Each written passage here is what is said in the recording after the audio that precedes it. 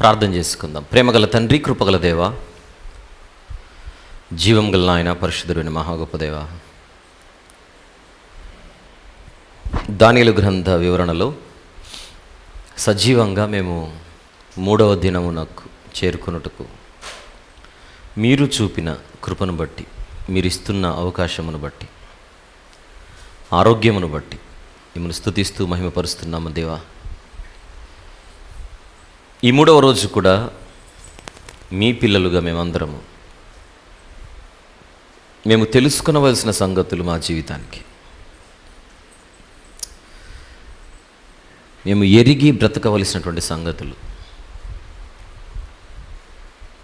ఈ ధ్యానం ద్వారా మేము నేర్చుకొని మా హృదయాలలో వాటిని ముద్రించుకొని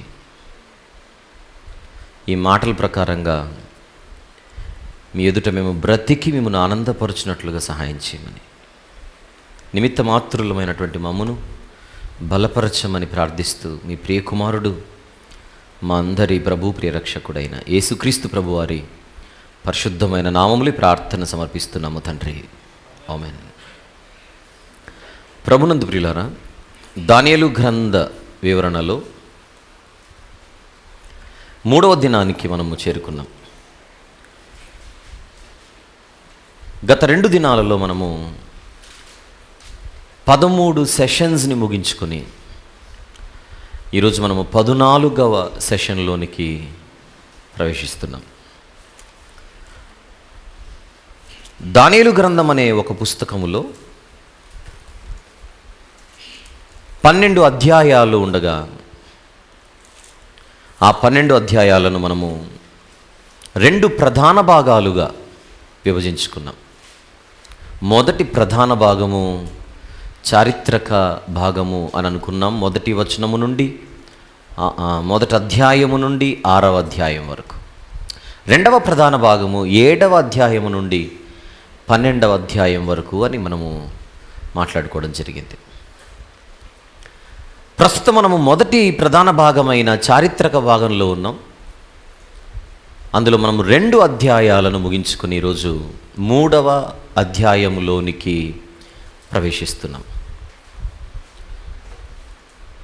మనం ముగించుకున్న 2వ అధ్యాయంలో ఏమున్నదో మనకు జ్ఞాపకం ఉందనే నేను అనుకుంటున్నాను.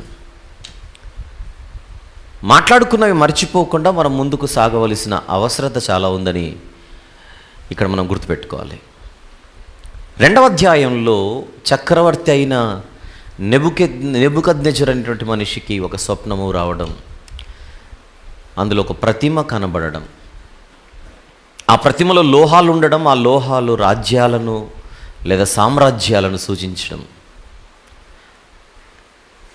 ఆ స్వప్నాన్ని నేను మర్చిపోయాను అని చెప్పి దాని భావాన్ని కూడా మీరు చెప్పాలి కళతో పాటు అని ఆయన పిలుపునిచ్చినప్పుడు, ఎవరి వలన కాకపోతే దేవుడు తన దాసుడిని నిలబెట్టి ఆ కళను, ఆ కళ భావాన్ని చెప్పించాడు ఆయన దానియేలు గారు.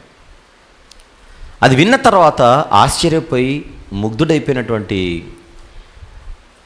రాజులకు రాజుగా చక్రవర్తిగా ఉన్నటువంటి నెబుకద్నెజరు దేవుని సేవకుని కాళ్ళ మీద పడి సాష్టాంగ నమస్కారం చేసి గౌరవించి తన సామ్రాజ్యంలో ఆయనను హెచ్చించి తన తర్వాత తనంతటి వాడుగా ఆయన ఘనపరిచినట్టుగా మనం చూసాం. ఆ క్రమంలో దానియేలు గారు పూజించు దేవునిని, జీవము గల దేవుణ్ణి నెబుకద్నెజరు అను చక్రవర్తి చాలా విశేషంగా కొనియాడి మహిమపరిచి, కొనియాడి ఘనపరిచి మహిమపరిచినట్టుగా ఒక రకంగా మనము ఈ నెబుకద్నెజరు గురించి మనం చెప్పుకోవచ్చు. ఒకసారి అక్కడి నుంచే ప్రారంభిద్దాం. ఎక్కడ ముగించుకున్నామో అక్కడి నుంచే మనము ముగించుకుందాం. 2వ అధ్యాయము దానియేలు గ్రంథము 47వ వచనం. మరియు రాజు, ఈ మర్మమును బయలుపరచుటకు నీవు సమర్థుడవైతివే. నీ దేవుడు దేవతలకు దేవుడును రాజులకు ప్రభువును మర్మములు బయలుపరచువాడునై ఉన్నాడని దానియేలుతో చెబుతున్నాడు. ఆ రీతిగా చక్రవర్తి పరలోక మహారాజుని కొనియాడుతున్నట్టుగా మనం చూసాం. ఇదంతా 2వ అధ్యాయం. అయితే 2వ అధ్యాయము చదివి వెంటనే మనం 3వ అధ్యాయంలోకి వెళ్తే ఈ నెబుకద్నెజర్ ఏమన్నా ఊసరు వెళ్ళా అని మనకు డౌట్ వస్తుంది. ఇప్పుడు 3వ అధ్యాయము మిమ్మల్ని అందరినీ చదవమన్నాను కొద్దిసేపు, ఒక పిక్చర్ మనకు ముందుగా మైండ్లో ఉండడం కోసం. 3వ అధ్యాయంలో ఇదే నెబుకద్నెజర్ ఏం చేశాడని మనం చదువుకున్నాం. దూరాయను మైదానములో ఒక బంగారు ప్రతిమను నిలబెట్టించి సకల వాయిద్యాల శబ్దాలు మీరు వినగానే అందరూ దీనికి సాష్టాంగ నమస్కారం చేయాలి అని ఒక శాసనాన్ని ప్రకటింపజేశాడు. ఒంటరిగా నేరుగా 3వ అధ్యాయం చదివితే మనకు పెద్దగా అనిపించదు, కానీ 2వ అధ్యాయము చదువుకొని 3వ అధ్యాయంలోనికి వెళితే ఖచ్చితంగా మనకు ఆశ్చర్యమవుతుంది. 2వ అధ్యాయము ముగింపులో ఈ రాజుగారు అన్నదేంటి పైపెచ్చు. 2వ అధ్యాయము ముగింపులో దానియేలు గారితో పాటు 2వ అధ్యాయం ముగింపులో షద్రకు మేషాకు అబేద్నెగో అనేటువంటి ఈ 3 మనుషులను బబులోను సంస్థానము మీద విచారణకర్తలుగా నియమించాడు అని కూడా చూస్తున్నాం. అలా గణపరిచినటువంటి హెచ్చించినటువంటి వీరి విషయంలో 3వ అధ్యాయంలో నెబుకద్నెజరు ప్రవర్తించిన తీరు నిజంగా ఎవరికైనా, ఏ పాఠకులకైనా ఆశ్చర్యాన్ని రేకెత్తించేలా ఇతని శైలి, ఇతని వ్యవహారం కనబడుతోంది 3వ అధ్యాయంలో. 3వ అధ్యాయంలోనికి వెళ్ళి నేను వివరించే ముందుగా మిమ్మల్ని ఒకసారి చదివి సిద్ధపడమని చెప్పాను ఇందాక. మీరు చదివారు కనుక అందులో ఏముందో మనకు అర్థమైపోయింది. దానికి వారు తిరస్కరించినప్పుడు వారిని శిక్షించే ప్రయత్నం చేయడం, అక్కడి నుంచి వాళ్ళు బయటపడడం, అదంతా కూడా ఈ 3వ అధ్యాయంలో కనబడుతోంది. సహజంగానే చదివిన వెంటనే మనకు వచ్చే ప్రశ్న, ఎందుకు ఇలా చేశాడు నెబుకద్నెజర్? 2వ అధ్యాయంలో అతను చవి చూసినటువంటి అనుభవం 3వ అధ్యాయానికే మర్చిపోయాడా? అంత త్వరగా ఎలా మర్చిపోయాడు అని మనము సహజంగానే మనకు ఒక అనుమానం వచ్చే అవకాశం ఉన్నది అని ఇక్కడ నేను చెబుతూ, ఆ అనుమానాన్ని కొంచెం తెరదించేలా ఒక సమాచారం ఇచ్చి తర్వాత మనము 3వ అధ్యాయంలో మనం నేర్చుకోవాల్సిన సంగతులను నేర్చుకున్నట్టుకు ప్రయాణం చేద్దాం. ఈ దానియేలు గ్రంథంలోని 3వ అధ్యాయమును మనసులో పెట్టుకొని ముఖ్యంగా ఒక 3 విషయాలను మీ ముందు నేను ప్రస్తావించబోతున్నాను, కానీ ఇప్పుడు కాదు, కొద్దిసేపు అయిన తర్వాత. ఆ 3 విషయాలను నేర్చుకునే ముందుగా ఇక్కడ మనకున్నటువంటి ఈ చిన్నపాటి ఇబ్బందిని మనం ముందుగా అడ్రస్ చేసి మనం ముందుకెళ్దాం. ఏమిటా ఇబ్బంది? 2వ అధ్యాయంలో నెబుకద్నెజరుకు దక్కిన అనుభవం ఏంటి? ఆయన నేర్చుకున్నదేంటి? ఆయన ఇచ్చిన కితాబ్ ఏంటి? ఆయన హెచ్చించిన స్థితి ఏంటి? ఈ నలుగురిని, ముఖ్యంగా షద్రకు మేషాకు అబేద్నెగోలను ఇప్పుడు 3వ అధ్యాయంలో ఎందుకు ఇలా చేస్తున్నాడు? ఇది అర్థం కావాలంటే ఒక ముందస్తు సమాచారాన్ని ఇక్కడ మనం విందాం. దానియేలు గ్రంథములోని అధ్యాయాలు ఏవైతే ఉన్నాయో, 1వ అధ్యాయం నుండి 12వ అధ్యాయం వరకు, ఇవి క్రోనలాజికల్ ఆర్డర్లో లేవు అని ముందుగా అందరూ గుర్తుపెట్టుకోవాలి. ఎలా లేవు? క్రోనలాజికల్ ఆర్డర్లో లేవు అంటే కాల వృత్తాంత క్రమములో లేవు. ఇది ఫస్ట్ పాయింట్. సెకండ్ పాయింట్, 2వ విషయం, ఒక అధ్యాయంలో జరిగిన సందర్భాలకు లేదా సంఘటనలకు దాని తర్వాత వెంటనే మనము చదివేటువంటి మరొక అధ్యాయం, ఒకటి తర్వాత ఒకటి కనిపించేటువంటి అధ్యాయాలు ఏవైతే ఉన్నాయో, ఒక అధ్యాయంలో జరిగినటువంటి సంఘటనలు లేదా సందర్భాలకు తర్వాత అధ్యాయాలలో కనబడేటువంటి సంఘటనల సందర్భాలకు కొన్ని అధ్యాయాల మధ్య టైం గ్యాప్ అనేది ఒకటి ఉంది. ఏముంది? టైం గ్యాప్ అనేది ఒకటి ఉంది. ఆ టైం గ్యాప్ని మనము మనసులో పెట్టుకోకపోతే ఇలాంటి ఇబ్బందులు ఖచ్చితంగా తలెత్తుతాయి. కేవలం దానియేలు గ్రంథంలోనే కాదు, బైబిల్లో మిగిలిన పుస్తకాలలో కూడా ఒక అధ్యాయానికి తర్వాత వెంటనే వచ్చేటువంటి మరొక అధ్యాయానికి మధ్యలో కొన్ని సందర్భాలలో కొన్ని సంవత్సరాల గ్యాప్ ఉంటుంది. దానిని మన మనసులో జాగ్రత్తగా ఉంచుకోకపోతే కొన్ని విషయాలు మనకు అంత సులభంగా అర్థం కావు. ఉదాహరణకు టైం గ్యాప్ అనే పాయింట్పై కొంచెం క్లారిటీ కోసం ఎజ్రా గ్రంథంలో కొన్ని విషయాలు మేము ఈ దృష్టికి తీసుకొని వచ్చే ప్రయత్నం చేస్తాం. ఆల్రెడీ మనం ఎజ్రా గ్రంథం వివరించాం, అది యూట్యూబ్లో ఉంది. వినని వారి కోసం, గుర్తులేని వారి కోసం ఒక చిన్న సమాచారం. ఎజ్రా గ్రంథం 4వ అధ్యాయం ఒకసారి మీరు తీయగలిగితే, టైం గ్యాప్ కోసం చెబుతున్న ఒక చిన్న సమాచారం. ఎజ్రా గ్రంథము, మనం ఎజ్రా గ్రంథం చదువుతున్నాం అనుకోండి కాసేపు, మీరే ఎజ్రా గ్రంథం చదువుతున్నారు ఇంట్లో అని అనుకోండి కాసేపు. ఎజ్రా గ్రంథం చదివేటప్పుడు 4వ అధ్యాయము 24వ వచనంలో ఒక మాట కనబడుతుంది, చూద్దాం. ఎజ్రా గ్రంథము 4వ అధ్యాయము 24వ వచనం. యెరూషలేములో నుండి దేవుని మందిరపు పని నిలిచిపోయెను. ఈలాగున పారసీక దేశపు రాజైన దర్యావేషు ఏలుబడి యందు 2వ సంవత్సరం వరకు ఆ పని నిలిచిపోయాను. అంటే యెరూషలేము మందిర నిర్మాణ ప్రారంభం ఎప్పుడో క్రీస్తు పూర్వము 536 నుంచి 534 మధ్యలో ప్రారంభమైతే, తర్వాత వచ్చినటువంటి చక్రవర్తులు వారి యొక్క అజ్ఞానము వలన దేవుని మందిర పనిని నిలిపివేయమని ఆజ్ఞలు జారీ చేయగా యెరూషలేములో పని నిలిచిపోయింది. ఎప్పటి వరకు నిలిచిపోయింది? రాజైన దర్యావేషు ఏలుబడి యందు 2వ సంవత్సరం వరకు ఆ పని నిలిచిపోయింది. అంటే ఆగిపోయిన తర్వాత మళ్ళీ పారసీక రాజు అయినటువంటి దర్యావేషు ఏలుబడి.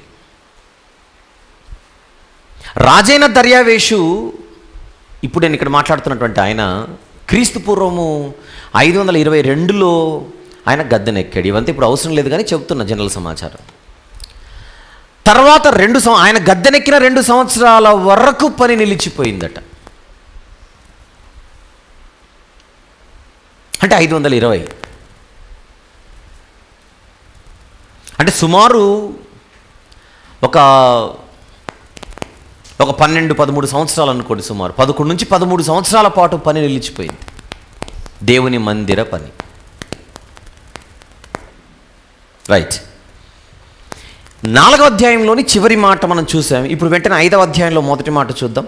ప్రవక్తలైన హగ్గయియు, ఇద్దో కుమారుడైన జకర్యాయు యూదా దేశమందును యెరూషలేమునందును ఉన్న యూదులకు ఇశ్రాయేలీల దేవుడైన యెహోవా నామమును ప్రకటించారు. ప్రకటించిన తర్వాత ఏం జరిగింది? షయల్తీయేలు కుమారుడైన జెరుబ్బాబెలును యోజాదాకు కుమారుడైన యేషూవయును లేచి యెరూషలేములో నుండి దేవుని మందిరమును కట్టనారంభించిరి. అది ఎట్లా చూడండి సీక్వెన్స్ అది. అంటే వెంటనే ఇవన్నీ జరిగిపోతున్నట్టుగా పైన 24వ వచనంలో 4వ అధ్యాయంలో పని ఆగిపోయింది. 5వ అధ్యాయం మొదటి వచనంలో హగ్గై జకర్యాలో వచ్చేది చెప్పారు. వెంటనే 2వ వచనంలో 5వ అధ్యాయంలో మళ్ళీ మందిర పని స్టార్ట్ అయిపోయిందంటే ఇక్కడ మనకు ఎలా అనిపిస్తోంది?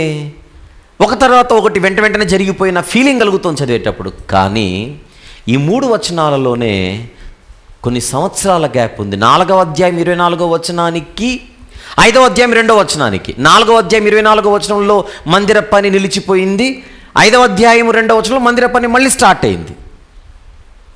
కానీ అక్కడ నిలిచిపోయిన దానికి ఇక్కడ స్టార్ట్ అయిన దానికి మధ్యలో ఎంత గ్యాప్ ఉందంటున్నాను? దగ్గర 14 సంవత్సరాలు. దగ్గర 14 సంవత్సరాలు. ఎజ్రా గ్రంథము 4వ అధ్యాయంలో ముగింపు వచనానికి, ఎజ్రా గ్రంథం 5వ అధ్యాయంలో 2వ వచనానికి జస్ట్ ఒక వచనమే తేడా. మళ్ళీ ఈ 2 వచనాల మధ్యలో దగ్గర 14 సంవత్సరాల గ్యాప్ ఉందనంటే ఆ గ్యాప్లో ఏం జరిగిందో మనకు తెలియకపోతే మ్యాటర్ అర్థం కాదు, అలా చదువుకుంటూ వెళ్ళిపోతే. ఇప్పుడు దీనిని క్రొనలాజికల్గా మనం ఆలోచించాల్సిన టైం గ్యాప్ అనేది ఒకటి ఉంది కనుక, ఆలోచిస్తే మనం చదివేటప్పుడు బైబిల్ ఎజ్రా గ్రంథం 4:24 అయిన తర్వాత 5వ అధ్యాయం 1వ వచనం చదివి వెంటనే 2వ వచనానికి వెళ్లకుండా హగ్గై జకర్యా అని ఇద్దరు పేర్లు కనపడుతున్నాయి కదా అక్కడ 5వ అధ్యాయం 1వ వచనంలో. ఇంతకు హగ్గై గారు జకర్యా గారు ఏం చెప్పారో తెలియాలంటే వాళ్ళ గ్రంథాలు చదవాలి. హగ్గై గ్రంథం అండ్ జకర్యా గ్రంథం. ప్రకటించారని మాత్రమే ఉంది. ఏం ప్రకటించారో అక్కడ లేదు. తెలియాలంటే వాళ్ళ గ్రంథాలు చదవాలి. అవి చదివిన తర్వాత మళ్ళీ ఇక్కడికి వచ్చి ఏం చేయాలి? 5వ అధ్యాయంలో 2వ వచనం. అంటే 4:24కు 5:2కు మధ్యలో జనరల్గా మాట్లాడితే సుమారు ఎన్ని సంవత్సరాల టైం గ్యాప్ ఉందంటున్నాను? 14 సంవత్సరాలు. అది మైండ్లో పెట్టుకోండి. ఇప్పుడు అదే ఎజ్రా గ్రంథంలో 6వ అధ్యాయానికి ఒకసారి వస్తారా? అదే ఎజ్రా గ్రంథంలో 6వ అధ్యాయం తీసారా? 14వ వచనం చూద్దాం ఒకసారి. 14 యూదుల పెద్దలు కట్టించుచు దేనిని? మందిరాన్ని ప్రవక్తైన హగ్గయి ఇద్దో కుమారుడైన జకర్యాయు హెచ్చరించుచున్నందున పనిని బాగుగా జరిపిరి. అంటే మందిర నిర్మాణం జరుగుతోంది. అలా మందిర నిర్మాణాన్ని వారు అదే వచనంలో చూస్తే కింద ఈ ప్రకారం ఇశ్రాయేలీల దేవుని ఆజ్ఞను అనుసరించి వారు కట్టించుచు కోరెషు, దర్యావేషు, అర్తహషస్తను పారసీక దేశపు రాజుల ఆజ్ఞ చొప్పున పనిని సమాప్తి చేసిరి. ఏం పని సమాప్తి చేశారు వీళ్ళు ఇక్కడ? మందిర పనిని. ఎప్పుడు మందిరం పూర్తయింది అని మనం ఆలోచిస్తే క్రీస్తు పూర్వం 516. టైం గ్యాప్ అనే పాయింట్ని ఎక్స్ప్లెయిన్ చేయడానికి చెబుతున్న మ్యాటర్. మనం మాట్లాడుకుంటుంది దానియేలు గ్రంథం, ఎజ్రా గ్రంథం కాదు. 4వ అధ్యాయం 24వ వచనానికి 5వ అధ్యాయం 2వ వచనానికి టైం గ్యాప్ అన్నాను. ఇప్పుడు 5వ అధ్యాయము 2వ వచనము నుంచి మనం మొదలు పెడితే 6వ అధ్యాయం 14కు వచ్చేసరికి మళ్ళీ అక్కడ 4 సంవత్సరాలు, 516. రైట్. ఇప్పుడు ఇంకొక మాట చెప్తాను. ఎజ్రా గ్రంథంలో 6వ అధ్యాయం అయిపోయిన తర్వాత ఏ అధ్యాయం వస్తుంది? న్యాచురల్గా 7వ అధ్యాయం వస్తుంది. ఇంతకీ 7వ అధ్యాయంలో ఏం జరుగుతుందని మనం ఆలోచిస్తే జాగ్రత్తగా వినండి మాట. ఎజ్రా గ్రంథములోని 6వ అధ్యాయానికి అలాగే ఎజ్రా గ్రంథములోని 7వ అధ్యాయానికి మధ్య, ఈ 2 అధ్యాయాలకి మధ్య సుమారు 58 సంవత్సరాల టైం గ్యాప్ ఉంది. 1 కాదు 2 కాదు.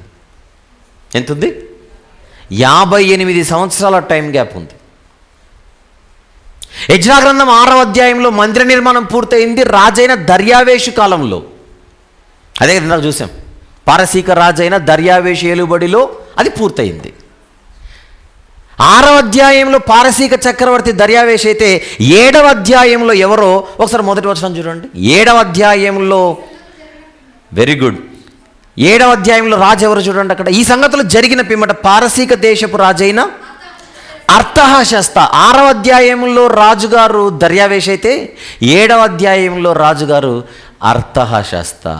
ఈ అర్తహషస్త ఏలుబడిలో ఎజ్రా గారు బబులోన్ నుండి యెరూషలేంకి వచ్చాడు. ఏ సంవత్సరాన్ని వచ్చాడు? 7వ అధ్యాయము 7వ వచనం. ఏ సంవత్సరంలో వచ్చాడు చూద్దాం. అక్కడ ఎజ్రా గారు యెరూషలేంకి ఎప్పుడు వచ్చాడు? మరియు రాజైన అర్తహషస్త ఏలుబడి యందు 7వ సంవత్సరం. ఏం జరిగింది 7వ సంవత్సరం? ఇశ్రాయేలీలు కొందరును, యాజకులు కొందరును, లేవీయులను, గాయకులను, ద్వారపాలకులను, నెతినీయులను బయలుదేరి యెరూషలేం పట్టణంకి వచ్చింది ఎజ్రా గారి ఆధ్వర్యంలో. 6వ అధ్యాయంలో మందిరం పూర్తయింది ఉంచి 14వ వచనంలో. ఎజ్రా గ్రంథం 6వ అధ్యాయంలో ఏం జరిగింది? మందిర నిర్మాణము పూర్తయింది. ఎజ్రా గ్రంథం పక్క అధ్యాయంలో 7వ అధ్యాయంలో ఏం జరిగింది? ఎజ్రా గారు యెరూషలేంకి వచ్చారు అనే ఉంది ఇక్కడ. కానీ 6వ అధ్యాయానికి 7వ అధ్యాయానికి మనం జాగ్రత్తగా గమనిస్తే అక్కడ పాలకుడు వేరు, ఇక్కడ పాలకుడు వేరు. అక్కడ దర్యావేషు, ఇక్కడ అర్తహషస్త. ఇప్పుడు ఎజ్రా గ్రంథం 7వ అధ్యాయంలో కనబడుతున్న ఈ అర్తహషస్త ఎప్పుడు సింహాసనం ఎక్కాడు అని చరిత్రలోనికి తొంగి చూస్తే క్రీస్తు పూర్వం 465.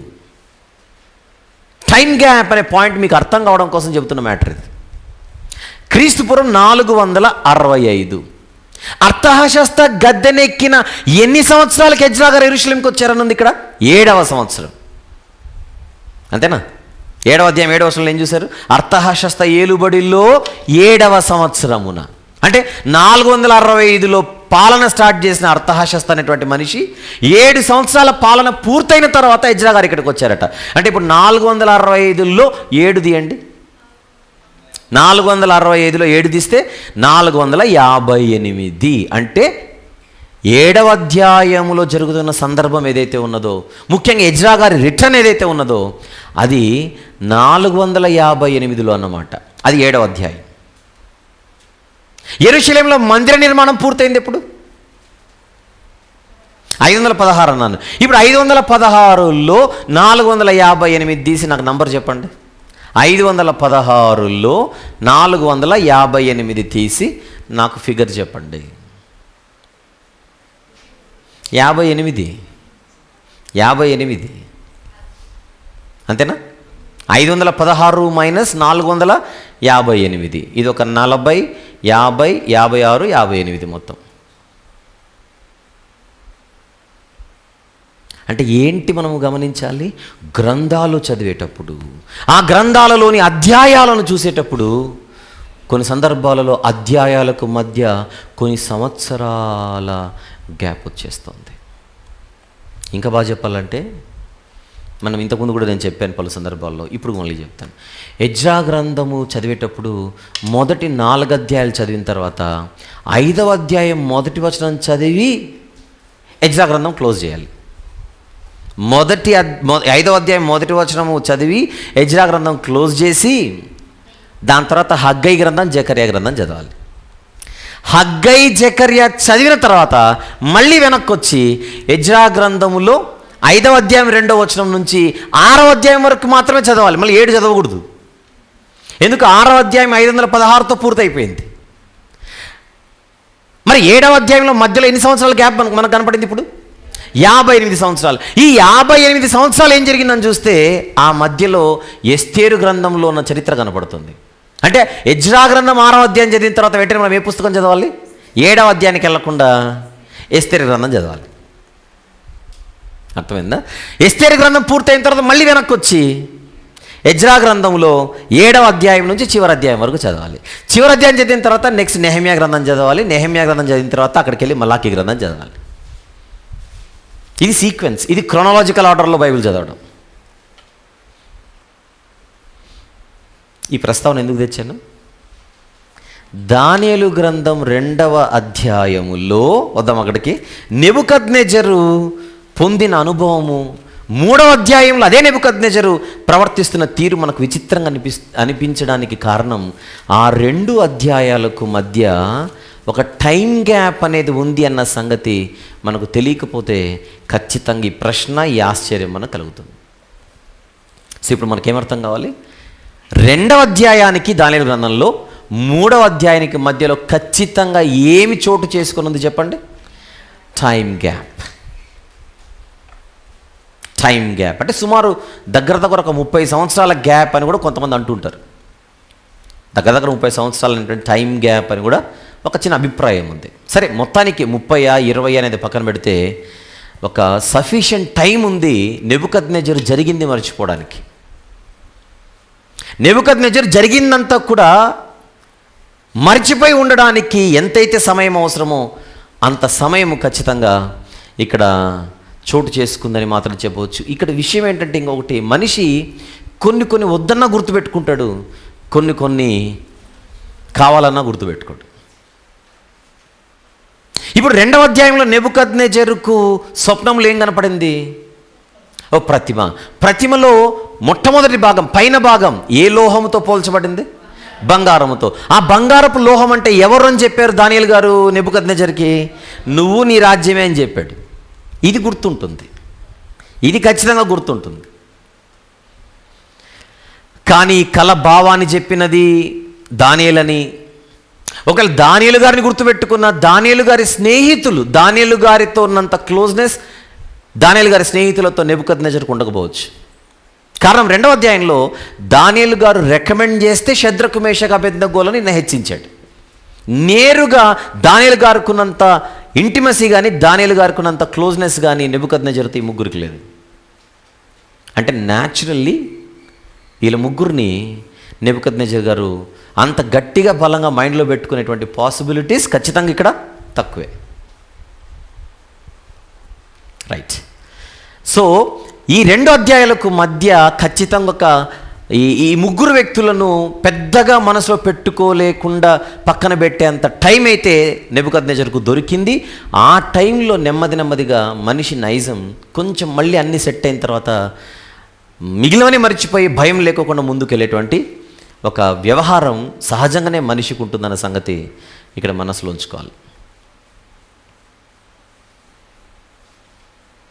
పోతే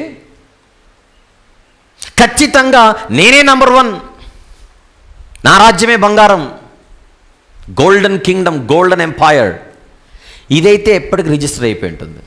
ఎందుకంటే నువ్వే నంబర్ 1 అన్నాడుగా. నీ తర్వాత వచ్చేవన్నీ కూడా వైభవంలో తక్కువే అని చెప్పాడు దానియేలు గారు. ఇది మాత్రం ఎప్పుడు తిరుగుతూనే ఉంటుంది. అలాంటి మనిషి దూరాయను మైదానములో ఏ లోహపు ప్రతిమను నిలబెట్టించాడు? బంగారం. వెండి పెట్టిండొచ్చుగా, ఇత్తడి పెట్టిండొచ్చుగా, బంగారం ఎందుకు పెట్టాడు? ఆల్రెడీ అయ్యగారు బంగారంతో పోల్చబడ్డాడుగా.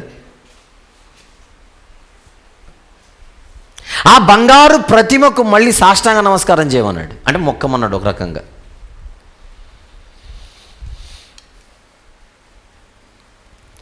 బబులోనీయులు అంటే ఎందరో దేవతలను పూజించేవారు, ఎందరో దేవతలను మొక్కేవారు. ఇవి జనరల్గా ఆలోచించండి, ఒక క్లూ ఇస్తాను.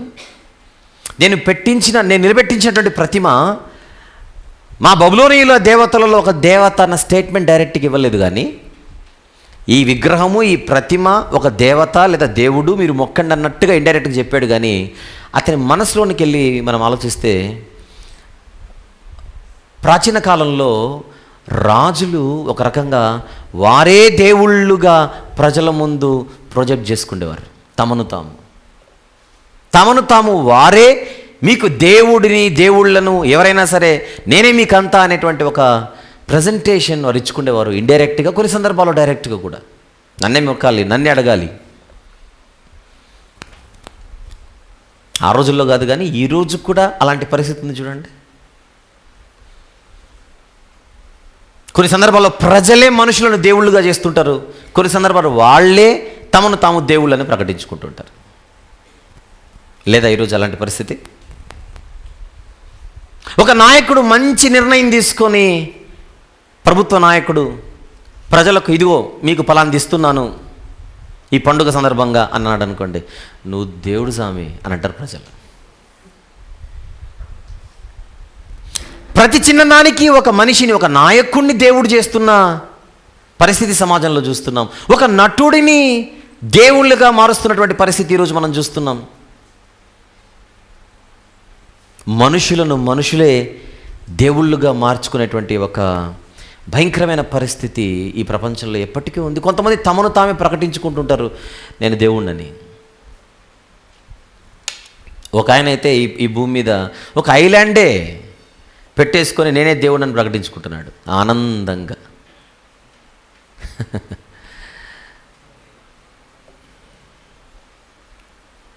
ఈ ఆధునిక ప్రపంచంలో కూడా మనుషులు తమను తాము దేవుళ్ళుగా ప్రకటించుకుంటున్నటువంటి పరిస్థితి కనబడుతుండగా, రీసెంట్గా ఒక ఆవిడ కన్న కూతురులను చంపి నేనే దేవుడిని ప్రకటించుకుంది చూశారు కదా. మదనపల్లి వాస్తవ్యురాలు, చదువుకున్నావిడే, నేనే ఇంకొక అవతారంలో మీకు కనపడుతున్నానని చెబుతుంది. ఇది ఎప్పటి నుంచో ప్రపంచంలో ఉంది. ఒక స్టేజ్కి వచ్చిన తర్వాత సర్వము నేనే అనేటువంటి ఒక ఫీలింగ్లోకి వెళ్ళిపోవడం. అలాంటిది ప్రపంచంలో నంబర్ 1 స్థానంలో ఉన్నాడు నెబుకద్నెజరు. రాజులకు రాజు, చక్రవర్తి, the first citizen of the world అన్నట్టుగా. అలాంటి మనిషికి తన కింద ఉన్నటువంటి ఇంత ఈ యొక్క అధికారం అంతా తన చేతిలో ఉండగా సహజంగానే నేనే దేవుణ్ణి, నేనే సర్వం అనేటువంటి ఫీలింగ్ వచ్చి ఉండదా మీరు ఆలోచించండి కదా. 10 మంది వెనకలు తిరిగితేనే మామూలుగా మనిషికి కాళ్ళు నేల మీద ఉండవు, నేనే అనే ఫీలింగ్లోకి వెళ్ళిపోతాడు.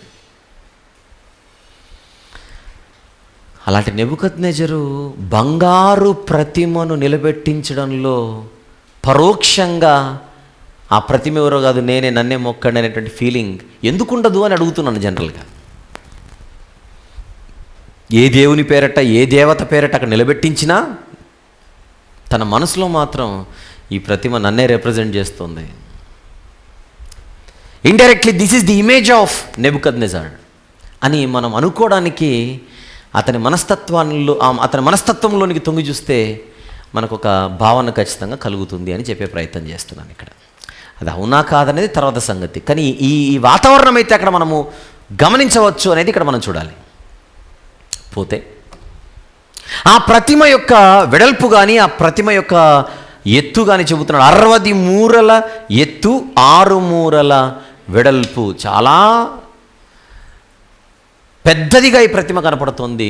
మూరలలో లెక్కలు ఉన్నాయి. మనకు జనరల్గా మన సమాజంలో మనము మూరలకు ఎక్కువగా ఎక్స్పోజ్ అవ్వలేదు, అడుగులకు ఎక్కువగా ఎక్స్పోజ్ అయ్యాం. మనకు మూరలో లెక్కలంటే వెంటనే అర్థం కాదు, అడుగులలో అయితే వెంటనే అర్థమైపోతుంది. ఒక మూర ఈజ్ ఈక్వల్ టు 1.5 అడుగు, అది లెక్క.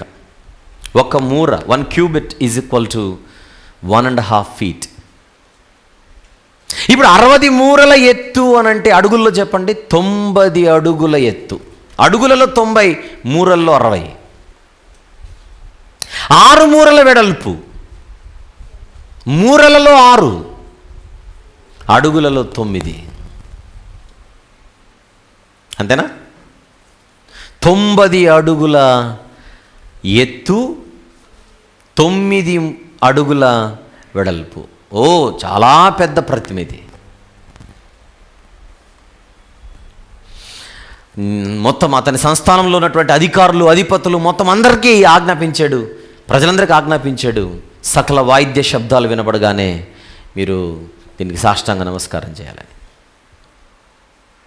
ఈ 3వ అధ్యాయంలో మొత్తం మనకు 30 వచనములు కనబడుతున్నాయి. ఈ 30 వచనాలను మనం చూస్తే ఇందాక నేను చెప్పినట్టుగా 3వ అధ్యాయంలో మనము ఖచ్చితంగా గమనించవలసిన 3 విషయాలను ఈరోజు మనం గమనించే ప్రయత్నం చేద్దాం ఈ సెషన్లో. ఈ అధ్యాయంలో ఏముందో టూకీగా మనకు అర్థమైపోయింది.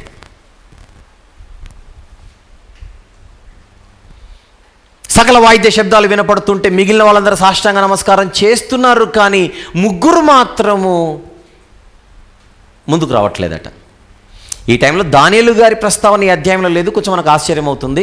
బహుశా ఈ సందర్భం జరిగే సమయానికి ఆయన ఒక రూలర్ కనుక, బబులోను సామ్రాజ్యం ఎంతగానో విస్తరించింది కనుక ఆయన ఆ పరిపాలన బాధ్యతల మీద ఎక్కడికైనా వెళ్ళి ఉండొచ్చు. ఆయన లేని సమయంలో ఇదంతా జరుగుతుండొచ్చు.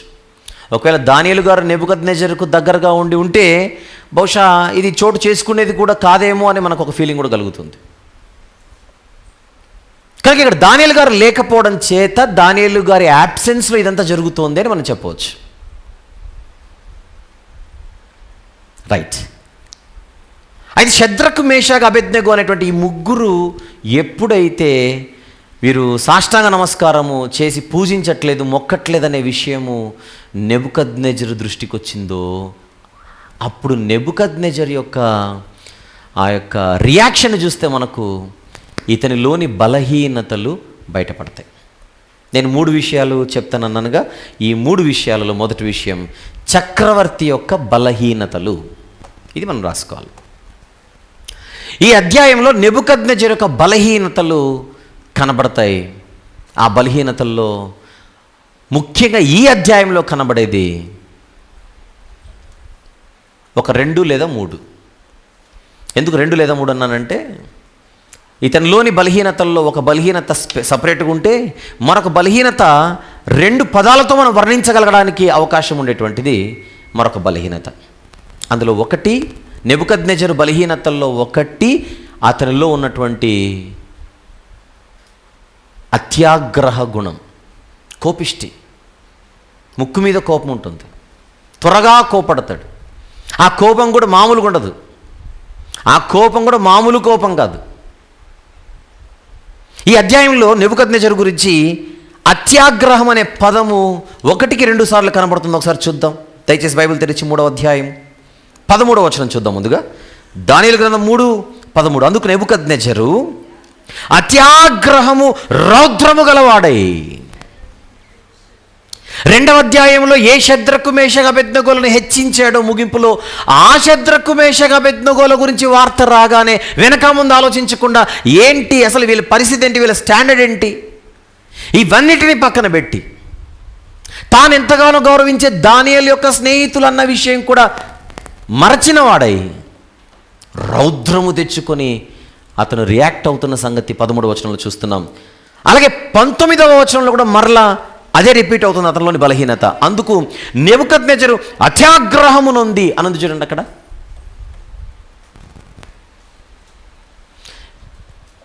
ఈ అత్యాగ్రహము, రౌద్రము, కోపము, కోపిష్టితనం అనేది ఏదైతే ఉన్నదో ఇది ఈ మనిషిని కాస్త మృగంగా మార్చింది. అందుకే బైబిల్లో కనపడున్నది, నరుని కోపము ఎప్పుడు కూడా దేవుని నీతిని నెరవేర్చదు. నెబుకద్నెజరు కనుక కొంచెం కూల్గా ఆలోచించేవాడైతే ఒకవేళ ఖచ్చితంగా తన కోపాన్ని అణుచుకొని దీని గురించి 1-2 సార్లు ఆలోచించేవాడు. కారణం 2వ అధ్యాయంలో జరిగిన సందర్భం వందల సంవత్సరాలు ఏం కాలేదు. తను ఒకవేళ మర్చిపోయినా మళ్ళీ రీకాల్ చేసుకోవడానికి పాసిబిలిటీ ఉంది. ప్రత్యేకించి ఈయన దగ్గరకు వచ్చిన కంప్లైంట్ ఎవరి గురించి? శద్రకు మేషకు అబేద్నెగోలు. ఇంతకు వీళ్ళెవరు? ఒకనాడు ఈయన పరిస్థితిని గుర్తించి ఇతని కలభావాన్ని చెప్పి ఇతని మరలా ఒడ్డుకు చేర్చిన దానియేలు గారి స్నేహితులు. ఇదంతా పక్కన పెట్టి వారి మీద ఎలా విరుచుకుపడుతున్నాడు చూడండి. దానికి కారణం అతనిలోని ఈ భయంకరమైనటువంటి బలహీనత. ఈ బలహీనత ఆ మనిషిని పశువు కంటే హీనంగా తయారు చేసింది అని గుర్తుపెట్టుకోవాలి. ఇప్పుడు పాయింట్ ఏంటంటే, ఒక బలహీనత ఒక మనిషిని ఇలా తయారు చేస్తే అదే బలహీనత ఎవరిలో ఉన్నా వారిని అలా తయారు చేయదా అని అడుగుతున్నా నేను.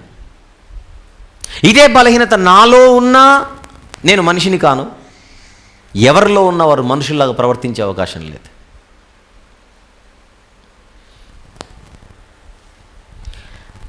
మనం బాగా ఆలోచిస్తే ఇది నెబుకద్నెజరుకు మాత్రమే ఉండేటువంటి బలహీనత కాదు. మన దైనందిన జీవితంలో మనకు కూడా అప్పుడప్పుడు ఈ దయ్యం పడుతుంటుంది. మన ఇళ్ళల్లో కూడా కొన్ని సందర్భాల్లో మనకు బీపీ రేజ్ అయ్యే సందర్భాలు ఉంటాయి. ఎవరిని ఏం చేయలేక వస్తువులు బగలగట్టుకుంటూ కూర్చుంటుంటాం మనం. ఎవరిని ఏం చేయలేక చేతిలో ఏది ఉంటే అది బగులుతుంటుంది. అత్యాగ్రహం.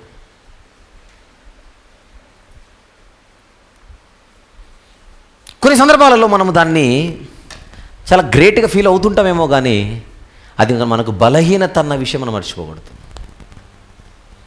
ఏమండి, నేను కోపిస్తున్నానండి, నాకు ముందే ముక్కు మీద ఉంటుంది కోపము, చాలా గ్రేట్గా చెప్పుకుంటుంటాం.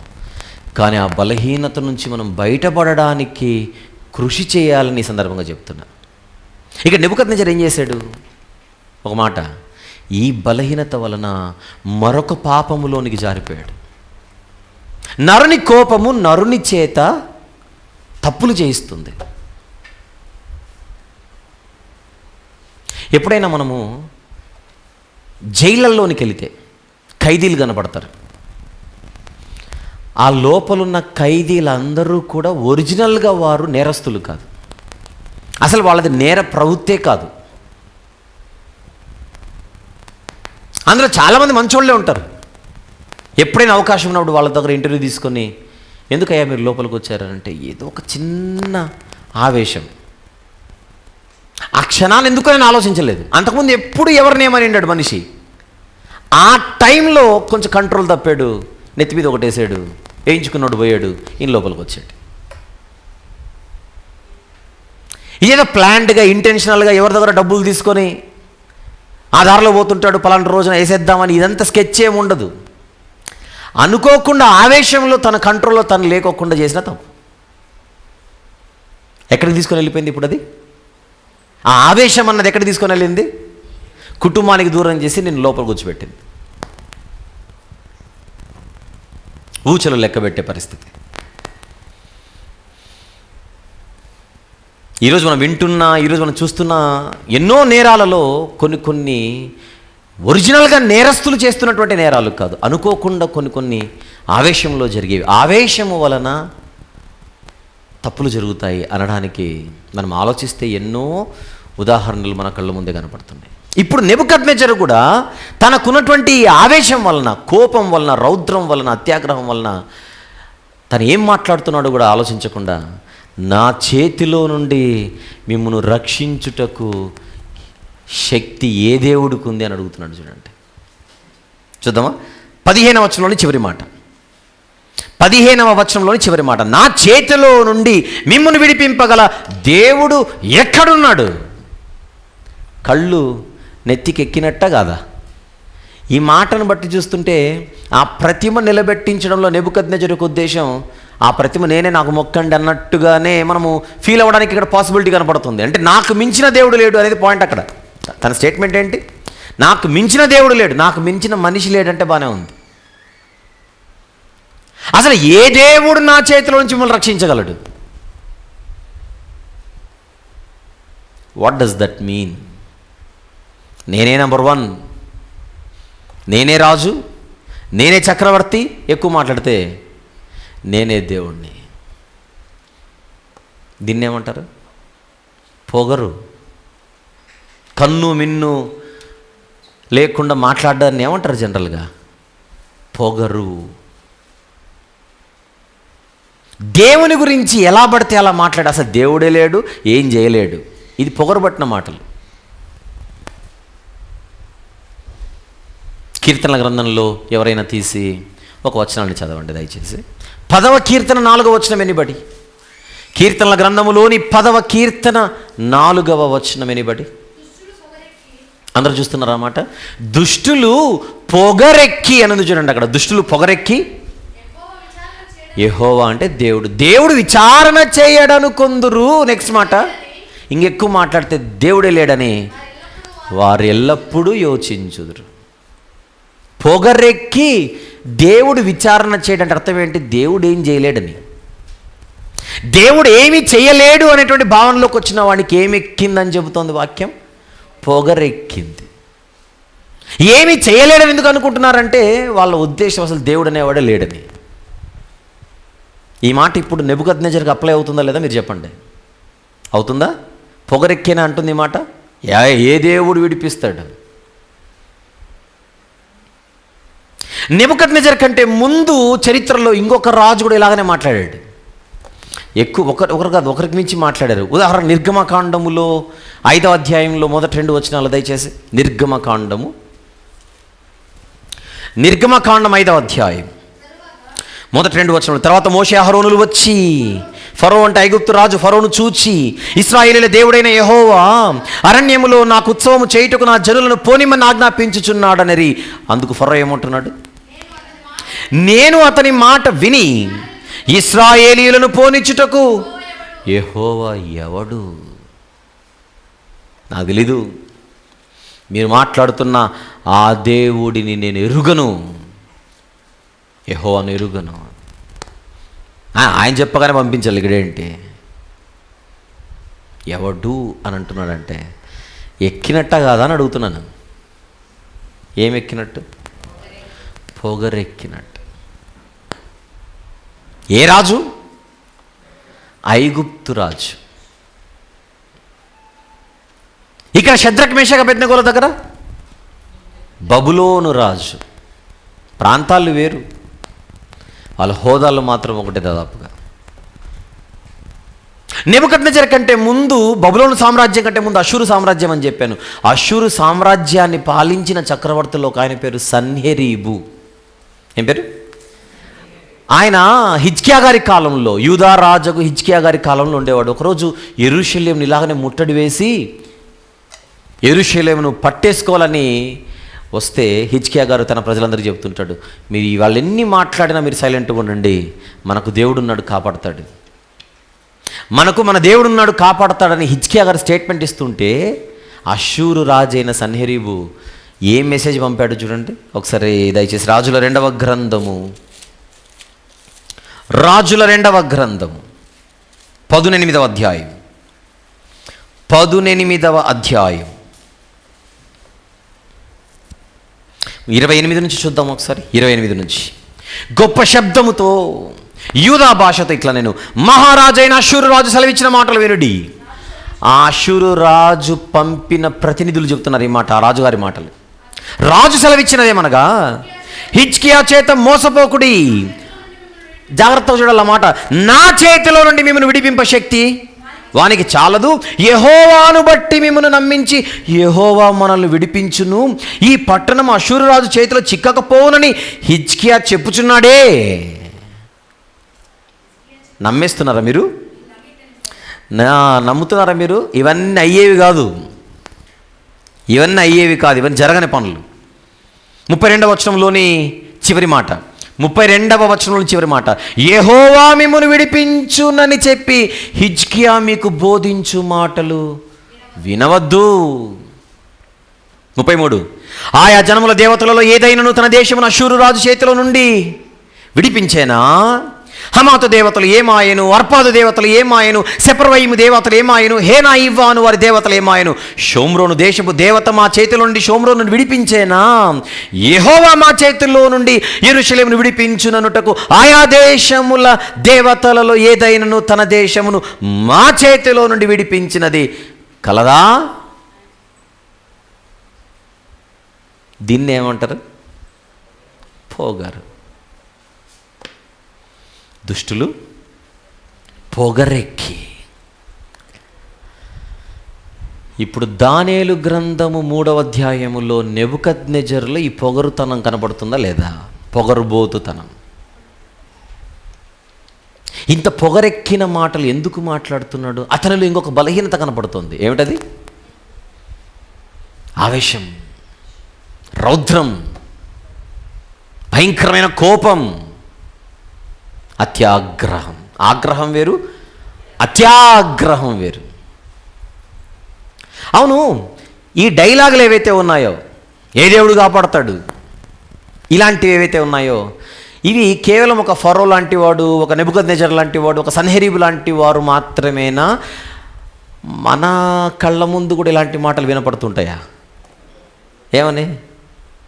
ఒరే, నా గురించి నీకు తెలీదురా, ఆ దేవుడు దిగి వచ్చిన నా చేతిలో నుంచి నేను కాపాడలేడు. విన్నారు ఎప్పుడైనా ఇది? ఊరుకోండి, అన్నం కూడా అంటారా? ఇది విన్న మాటనైనా అన్న మాట కూడానా? అనే ఉంటాం. ఎప్పుడైనా జిమ్కి వెళ్ళి వచ్చినప్పుడు బయటికి వెనకల 10 మంది ఉంటే, వెనకల 10 రాళ్ళు ఉంటే, పోగేసుకున్నవి, అధికారం ఉంటే, అంతేనా? కుర్చీ ఉంటే, పలుకుబడి ఉంటే, పేరుంటే, గుర్తింపు ఉంటే, మనకు తెలియకుండా ఇలాంటి మాటలు వస్తుంటాయి. ఆ దేవుడు దిగొచ్చి నా చేతిలో నుంచి నిన్ను కాపాడలేడు. ఇవన్నీ పొగరెక్కిన మాటలు అంటున్నాడు దేవుడు ఇక్కడ. పొగరెక్కిన మాటలు. జాగ్రత్త. దేవుడు ఆకాశమందున్నాడు, నీవు భూమి మీద ఉన్నావు, నీ నోటిని కాచుకో. ఇంకా చెప్పాలంటే ఇశ్రాయేలుకి ఏం చెప్పాడు ధర్మశాస్త్రంలో? నీ దేవుడైన యెహోవా నామమును వ్యర్థముగా ఉచ్చరించకూడదు. ఎక్కడ పడితే అక్కడ, ఎలా పడితే అలా నువ్వు వాడకూడదు అసలు. ఎదుటోడిని నమ్మించాలంటే మనం ఏం చేస్తాం? గాడ్ ప్రామిస్ అయ్యా అంటాం మనం. ఇక్కడ నుంచి గాడ్ ప్రామిస్. తెలుగులో దేవుని మీద ఒట్టు.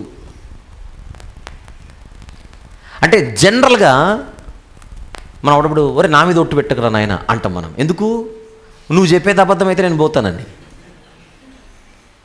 మనం అబద్ధానికి కూడా దేవుని వాడుకుంటున్నామంటే అర్థం ఏంటి ఇక్కడ? మన ఇంటెన్షన్ దేవుని మీద ఒట్టు అన్నామంటే, అబద్ధానికి దేవుని మీద ఒట్టు అన్నామంటే మన మన మన లోపల మన ఉద్దేశం ఏంటి? దేవుడు పోయినా పర్లేదు, నేను బతుకుండాలి.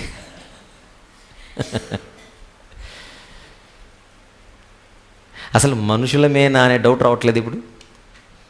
నెబుకద్నెజర్ను చూస్తుంటే వీడు మనిషేనా అనిపిస్తుంది ఒకసారి. కానీ ఆ నెబుకద్నెజర్లో ఉన్న బలహీనతలన్నీ మనలో కూడా కనపడుతున్నాయిగా, మనలో కూడా ఉన్నాయిగా. ఆవేశంలో, ఆగ్రహంలో మన ఫీలింగ్ ఏంటంటే, నేను కింగ్ని అంతే, ఇంక ఎవడొచ్చినా నా చేతుల నుంచి నేను కాపాడలేడు.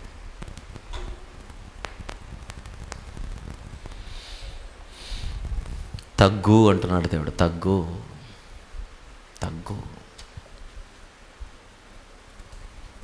ఆవేశంలో జరిగే భయంకరమైన అనర్థాలు, ఆవేశంలో జరిగేటువంటి భయంకరమైనటువంటి పరిస్థితులు మనిషిని ఒక నేరస్తుడిగా, దోషిగా, అపరాధిగా, క్రూరుడిగా, మృగంగా మార్చి కొన్ని సందర్భాలలో చిన్న చిన్న క్షణికావేశం అంటారు దీనిని. వీటిని ఏమంటారు? క్షణికావేశానికి మనం జీవితాంతం సఫర్ అవ్వాల్సి వస్తుంది. కొన్ని సందర్భాల్లో యావజ్జీవ కారాగార శిక్ష. లోపలికి వెళితే మనం ఒక్కరమే బాధపడితే బాగానే ఉంటుంది, ఇంట్లో ఉన్న వాళ్ళందరూ బాధపడతారు కదా. ఇప్పుడు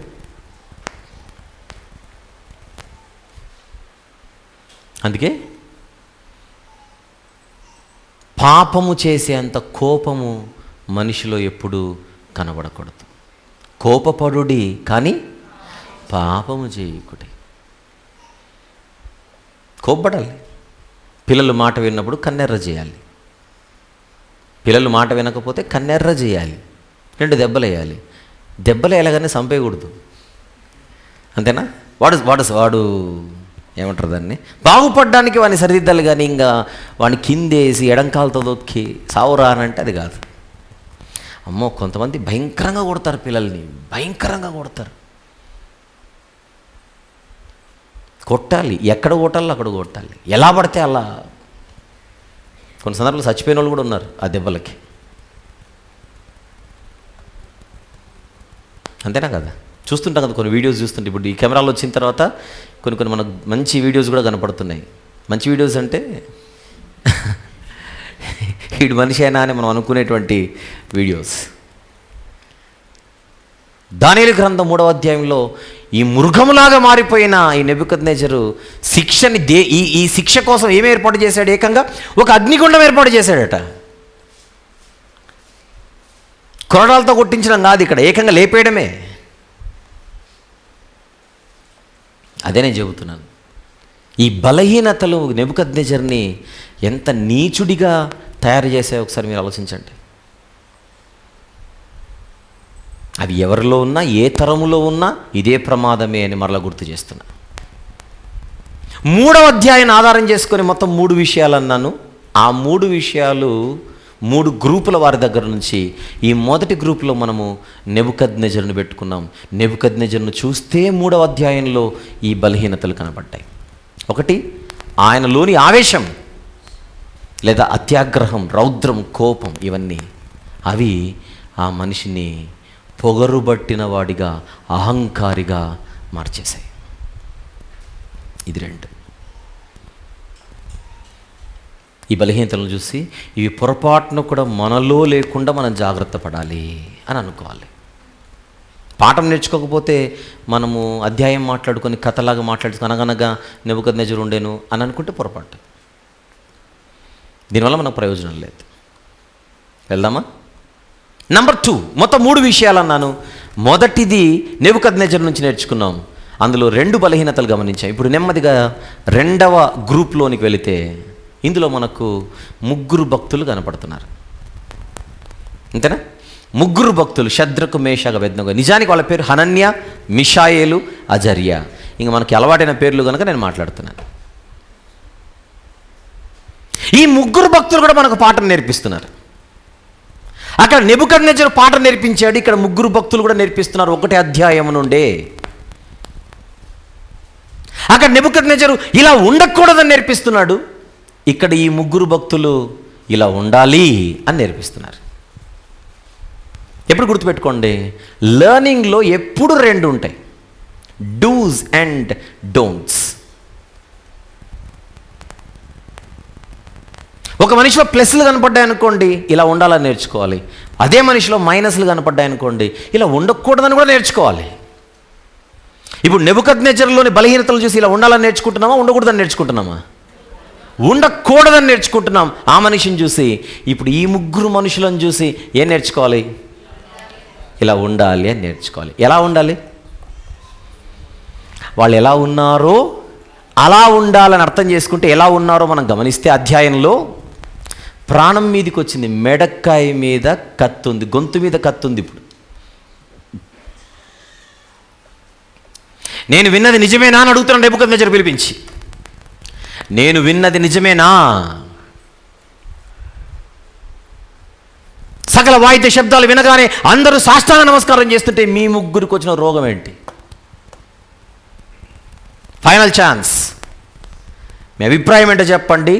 నమస్కారం చేస్తారా లేదా చెప్పండి. ఒక్కటే మాట ముక్త కంఠంతో చెప్పారు. అసలు నీకు ఆన్సర్ చెప్పాల్సిన అవసరమే మాకు లేదు. ఈ విషయంలో మాత్రం నీకు ఆన్సర్ చెప్పాల్సిన అవసరం లేదు.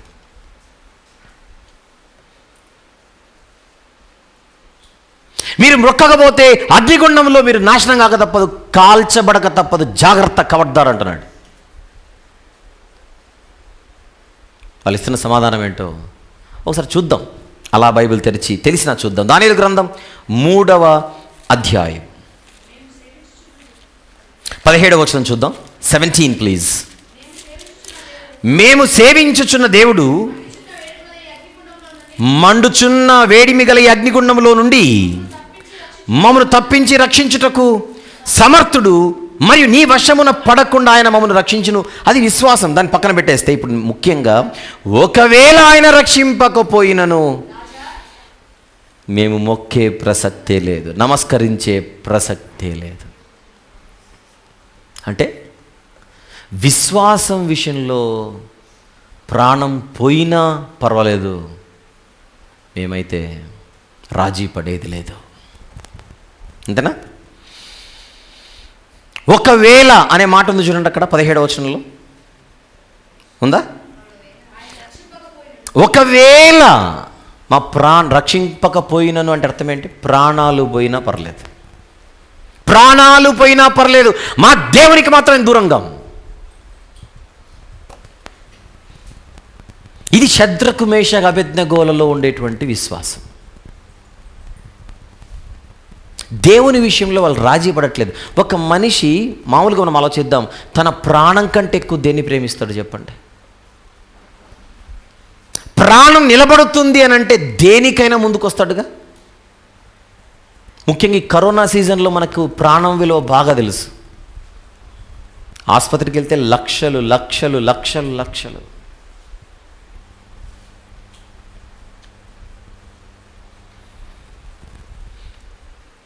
ఏమో అండి, కొంచెం డౌట్, ఐసీయూలో ఉన్నాడు మనిషి అని మన ఇంటి సభ్యుడి గురించి బయటికి న్యూస్ వచ్చిందనుకోండి, డాక్టర్ గారు ఎంతైనా పర్లేదు, ఆయన ప్రాణం అయితే నిలబెట్టండి, ఆమె ప్రాణం అయితే నిలబెట్టండి, ఆ బిడ్డ ప్రాణం అయితే నిలబెట్టండి, ఎంతైనా పర్లేదు. ఏంది ఎంతైనా పర్లేదు అనే స్టేట్మెంట్ ఎలా వస్తుంది? ప్రాణం కంటే ఎక్కువ ఏది కాదు, ప్రాణం కంటే విలువైంది ఏది కాదు. అవసరమైతే నా తలకాయ తాకట్టు పెట్టేనా, ఎవడు పెట్టుకోడు తలకాయ అంటాం అందరు. నా తల తాకట్టు పెట్టేనా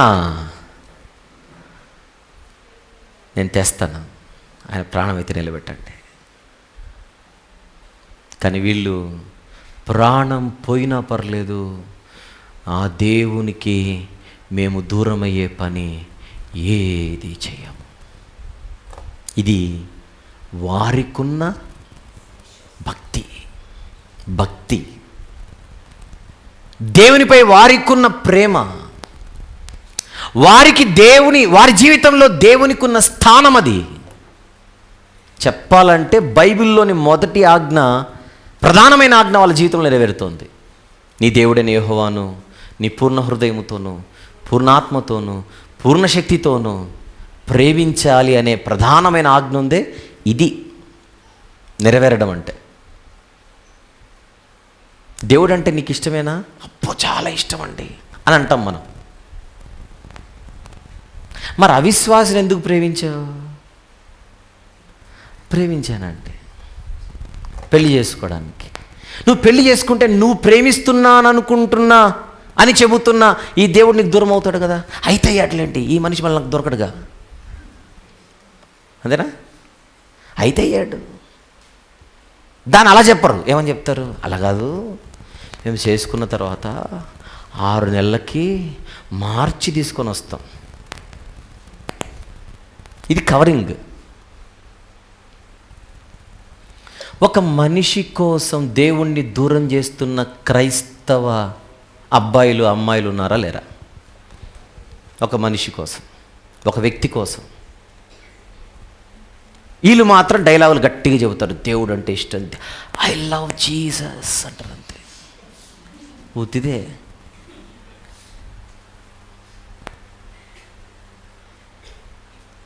మన పెద్దలు ఒకప్పుడు తెలుసో తెలియకో మనకంటే ముందటి వారు అవిశ్వాసం చేసుకొని ఉండొచ్చు.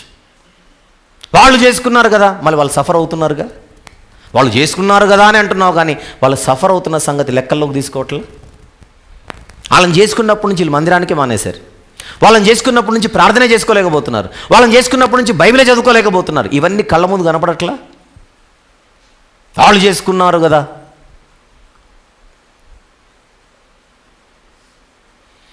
మన జీవితంలో ఎవరినైనా వివాహం చేసుకుంటే మన ఆత్మీయ జీవితం బలపడాలి. అలా ఉంటే చేసుకోవాలి. ఎవరినైనా మనం చేసుకున్నాము అని అంటే మన భక్తి ఇంకా పెరగాలి.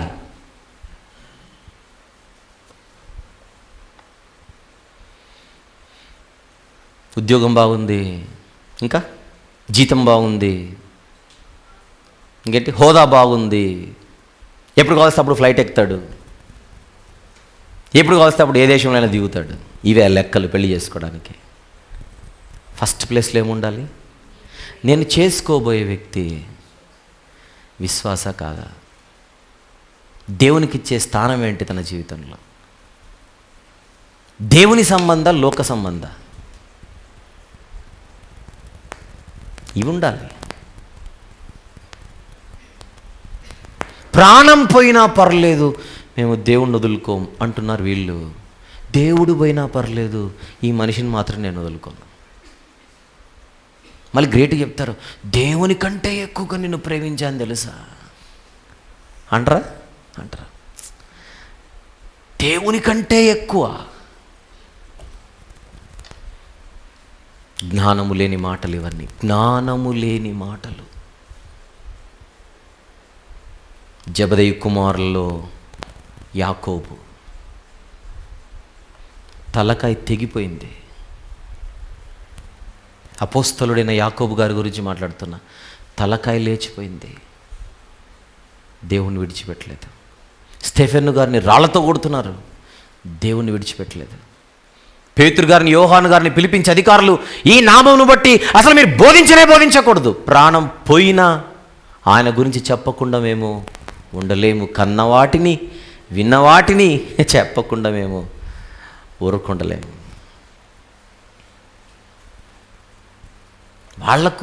వాళ్ళు దేవునికి ఇస్తున్న స్థానం ఏంటి? మనము దేవునికి ఇస్తున్న స్థానం ఏంటి? ఏం నేర్పిస్తున్నారు? 3వ అధ్యాయములో ఈ ముగ్గురు భక్తులు బతికితే ఇలా బతకండి అని చెప్తున్నారు. ప్రాణం పోయినా పర్లేదు, ఆ దేవునికి దూరం కాకండి. దేవునికి దూరమయ్యే ఏ నిర్ణయాలు మీరు జీవితంలో తీసుకోకూడదు. దేవునికి దూరమయ్యే ఏ పనులు మీరు చేయకూడదు.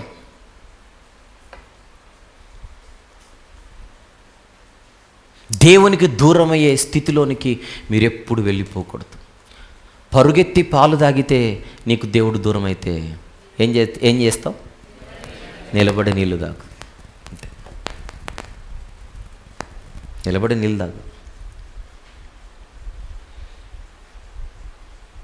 మీరున్న ప్రాంతంలో మంచి సహవాసం మీకుంది, మీరున్న ప్రాంతంలో మంచి మందిరం మీకుంది, వెళ్ళి అక్కడ మీరు ఆత్మీయంగా బలపడడానికి మీకు స్థానిక సంఘముగా ఆ ఊరిలోనే మీకు ఉద్యోగం ఉంది, ఒక 10,000 15,000 వస్తుంది, కుటుంబం అలా నడుస్తుంది ఉన్నంతలో. కానీ ఎక్కడి నుంచి ఆఫర్ వచ్చింది? ఇక్కడికి వస్తే నీకు 25,000 జీతం, ఆ ఊరిలో ఉంటే 15,000, ఆ ఊరు ఖాళీ చేస్తే నీకు 25,000. కానీ ఊరు ఖాళీ చేస్తే నీకు అక్కడ సహవాసం లేదు. ఊరు ఖాళీ చేస్తే నీకు అక్కడ దేవునిలో ఉండే అవకాశం అంతగా లేదు. అప్పుడు తీసుకోవాల్సిన నిర్ణయం ఏంటి? దేవుడు లేకుండా అక్కడికి వెళ్ళి లోకపరంగా ఆనందంగా ఉండడమా? అది లేకున్నా పర్లేదు, ఇక్కడ నేను దేవుని పిల్లలతో కలిసి ఉండడమా? లేదు, అక్కడికి వెళ్ళినా నీకు మంచి సహవాసం ఉంది, అక్కడికి వెళ్ళినా నీకు ఇబ్బంది లేదు, అక్కడికి వెళ్ళినా నీకు మంచి సాంగత్యం ఉంది ఆత్మీయంగా అనుకుంటే నో ప్రాబ్లం. దేవుడు లేని వ్యవస్థలోనికి వెళ్ళిపోవడం ఎప్పుడు ప్రమాదమే. దేవుడు లేని స్థితిలోనికి వెళ్ళిపోవడం ఎప్పుడూ ప్రమాదమే. ఇవన్నీ ఆలోచించి మంచి నిర్ణయం తీసుకోవాల్సిన అవసరం మన జీవితానికి ఉంది. ఎవరిని చూసి? షద్రకు, మేషాకు, అబేద్నెగోలు. వాళ్ళు ఏమంటున్నారు? ఒకవేళ ప్రాణం పోయినా పర్లేదు. ఈ 3వ అధ్యాయంలో మనం నేర్చుకుంటున్న 2వ విషయం, తెలుసో తెలియకో ఇంతవరకు ఇలాంటి నిర్ణయాలు కనుక మనం తీసుకుని ఉంటే, ఇలాంటి ఆలోచనలలో కనుక మనం బతుకుతూ ఉంటే, ఇలాంటి పరిస్థితిలో కనుక మనం ఉంటే కళ్ళు తెరుచుకుందాం, జాగ్రత్త పడదాం.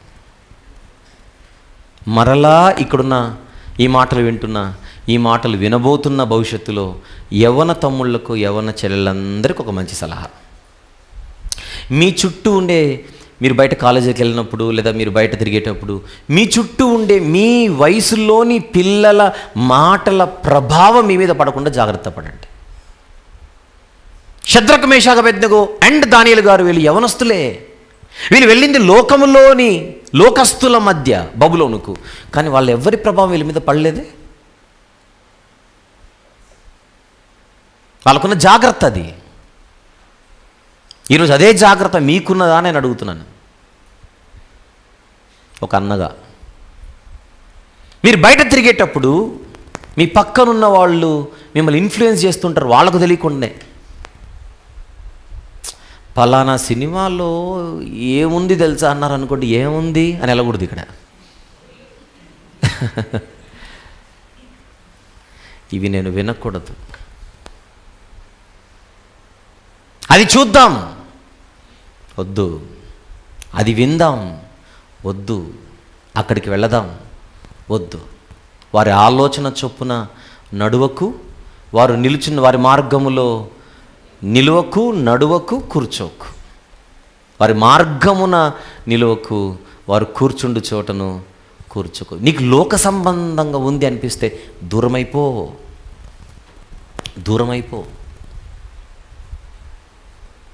దేవుని పిల్లలుగా మన ఆలోచన ఎలా ఉండాలి? కుదిరితే వాళ్ళు నాలా బతికేలా అనుకోవాలి కానీ నేను వాళ్ళలా బతకాలనుకోవడం చేతగాంతనం. అంతేనా కదా? చీకటిలో ఉన్న వారిని వెలుగులోనికి నడిపిస్తే మనం వెలుగు సంబంధికులం. వెలుగులో ఉంటూ చీకటిలోకి వెళ్ళిపోయామనుకోండి, మనం చీకటి సంబంధులమే అవుతాం, వెలుగు సంబంధికులం ఎలా అవుతాం?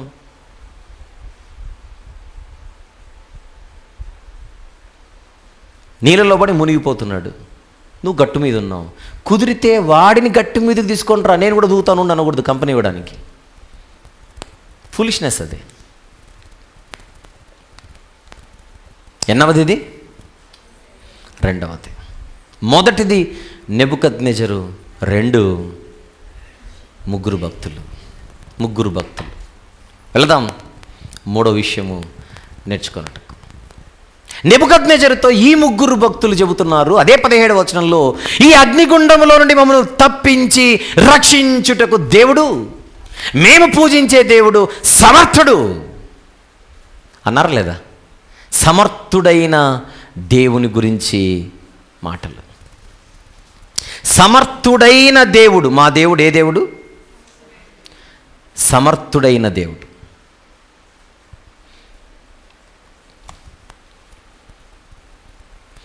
నిజమే, దేవుడు 100% సమర్థుడు. కానీ వాళ్ళు అంటున్నారు ఒకవేళ రక్షింపకపోయినా, ఏమంటున్నారు చూడండి ఆ మాట, ఒకవేళ రక్షింపకపోయినా పర్వాలేదు. ఒరిజినల్గా ఆలోచిస్తే మా దేవుడు సమర్థుడు, రక్షింపకపోయినా పర్వాలేదు. రక్షింపకపోయినా పర్వాలేదు అనేది వారికి ఉన్నటువంటి భక్తి, వారికి ఉన్న ప్రేమ. కానీ ఒరిజినల్గా దేవుడు ఎవరని చెబుతున్నారు వీళ్ళు? సమర్థుడు. వచనాన్ని జాగ్రత్తగా 3వ అధ్యాయంలో 17వ వచనం. ఇక్కడ విషయం ఏంటంటే చాలామంది భక్తుల నోట ఈ మాట పదే కనబడుతుంటుంది. ఉదాహరణకు గొల్యాతును చంపడానికి బయలుదేరుతున్న దావీదు గారు ఎలాంటి విశ్వాసాన్ని వ్యక్తపరిచాడో ఒకసారి చూద్దాం. సమూయేలు మొదటి గ్రంథము 17వ అధ్యాయం తీద్దాం ఒకసారి. సమూయేలు మొదటి గ్రంథం 17వ అధ్యాయం. భక్తులకు దేవుని గురించినటువంటి ఆలోచనలు ఎలాగున్నాయో నేర్చుకునే ప్రయత్నం చేయాలి. ఎక్స్క్యూజ్ మీ, నేను మాట్లాడుతున్నది 3వ విషయం. మొదటి విషయం నెబుకద్నెజరు గురించి, రెండవది ముగ్గురు భక్తుల గురించి, మూడవది దేవుని గురించి. దేవుని గురించి, దేవుడు ఎవరో చూద్దాం ఒకసారి జాగ్రత్తగా. సమూయేలు మొదటి గ్రంథం 17వ అధ్యాయం 37వ వచనం చూద్దామా. 37. సింహము యొక్క బలము నుండి, ఎలుగుబంటి యొక్క బలము నుండి నన్ను రక్షించిన దేవుడు ఈ ఫిలిష్తీయుని చేతిలో నుండి కూడాను నన్ను విడిపించును. సమర్థుడు, అగ్ని నుంచి కాపాడగలడు నా దేవుడు అన్నారు వాళ్ళు. ఈ రాక్షసుని నుంచి, అంటే నిజంగా రాక్షసుడు కాదు, అలా కనపడుతున్నాడు మనిషి. సింహము నుండి, ఎలుగుబంటి నుంచి రక్షించిన దేవుడు ఈ గొల్లియాతు నుండి కూడా నన్ను రక్షిస్తాడు. భక్తుల విశ్వాసం ఏంటో ఒకసారి చూద్దాం ఈ రీతిగా దేవుని గురించి. కీర్తనల గ్రంథంలోని 46వ కీర్తన. షల్వి కీర్తనల గ్రంథములోని 46వ కీర్తన మొదటి వచనం ప్లీజ్. మొదటి వచనం. దేవుడు మనకు ఆశ్రయమును దుర్గమునై ఉన్నాడు, ఆపత్కాలంలో ఆయన నమ్ముకొనదగిన సహాయకుడు. దేవుని గురించిన విశ్వాసం ఎలా ఉందో చూడండి. 56వ కీర్తన, అదే కీర్తనల గ్రంథంలోని 56వ కీర్తన 4వ వచనం ఒకసారి చూద్దాం. Verse number 4. దేవుని బట్టి నేను ఆయన వాక్యమును కీర్తించేదను, దేవుని యందు నమ్మిక ఉంచి ఉన్నాను, నేను భయపడను, శరీరధారులు నన్నేమి చేయగలరు. చూడండి ఎలా ఉంది అది. ఈ భక్తులందరూ చెబుతున్నదేంటి? దేవుడు రక్షించుటకు చెప్పండి సమర్థుడు. యెషయా గ్రంథం 26వ అధ్యాయం. యెషయా గ్రంథము 26వ అధ్యాయం తీద్దాం ఒకసారి. 3 మరియు 4 వచనములు జాగ్రత్తగా చూద్దాం. ఎవని మనసు నీ మీద ఆనుకొనునో వానిని నీవు ఎవని మనసు నీ మీద ఆనుకొనునో. షద్రకు మేషకు అబేద్నెగోల మనసు ఎవరి మీద ఆనుకొనుంది? ఇప్పుడు దేవుని మీద. ఎవని మనసు నీ మీద ఆనుకొనునో వాని నీవు పూర్ణ శాంతి గలవానిగా కాపాడదు, ఏలైనగా అతడు నీ యందు విశ్వాసం ఉంచి ఉన్నాడు. యెహోవా, యెహోవా ఏ నిత్యాశ్రయ దుర్గము, యుగ యుగములు యెహోవాను నమ్ముకొనుడి.